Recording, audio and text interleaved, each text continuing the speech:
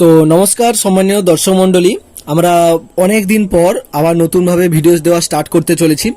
তো তোমরা অনেক জায়গায় এতদিনে অনেকবার দেখে নিয়েছো যে একটা এসবিআই ইন্টার্নশিপ হচ্ছে, তো সেটা থেকে কি হচ্ছে না হচ্ছে, সেটাতে কি রকম এলিজিবিলিটি লাগবে, অর্থাৎ তুমি তোমার কি কোয়ালিফিকেশান থাকলে তুমি অ্যাপ্লিকেশানটা করতে পারবে, সেই সম্পর্কিত ফর্ম ফিল আপের প্রসেস এবং ওই সম্পর্কিত কি স্যালারি, কি ব্যাপার বৃত্তান্ত, A to Z age criteria কি রয়েছে না রয়েছে সব কিছু সম্পর্কে তোমাদেরকে এই ভিডিওটার মাধ্যমে জানানোর চেষ্টা করা হবে।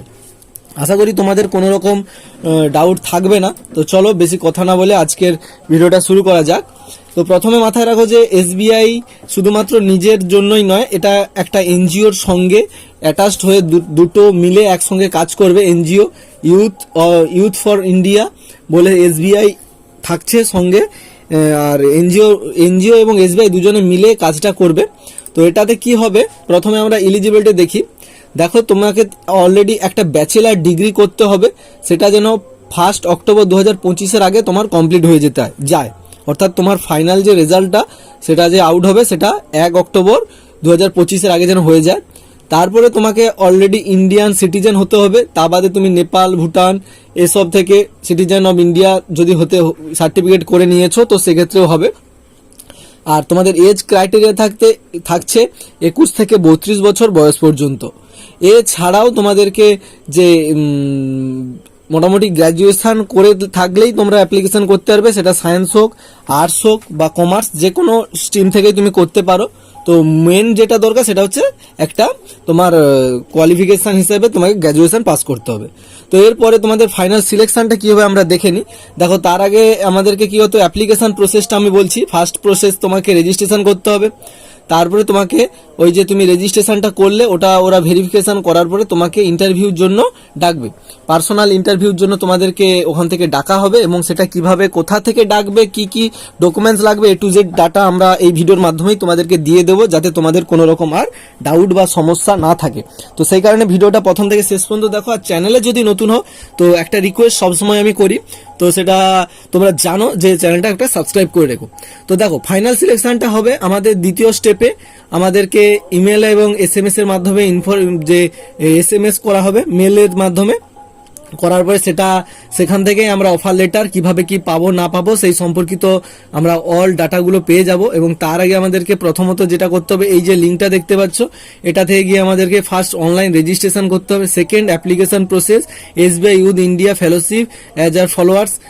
ওরা তারপরে সেকেন্ড স্টেপ ওরা তার নিজেরা করবে তোমার ওই ফর্ম ফিল আপের উপরে। ফর্ম ফিল আপে অনেক কিছু রয়েছে, তো সেটা আমরা যাব।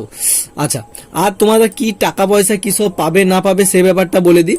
তোমরা এই প্রোগ্রামটা যদি এন্ট্রি করো, তাহলে তোমরা পার মান্থ পাচ্ছ 16,000 টাকা। সঙ্গে তোমরা মান্থলি অ্যালাউন্স পাবে 2,000 টাকা, যেটা হচ্ছে তোমার মিট ইওর ট্রান্সপোর্টেশন, অর্থাৎ তুমি যাতায়াত করবে সেই সমস্ত চার্জ।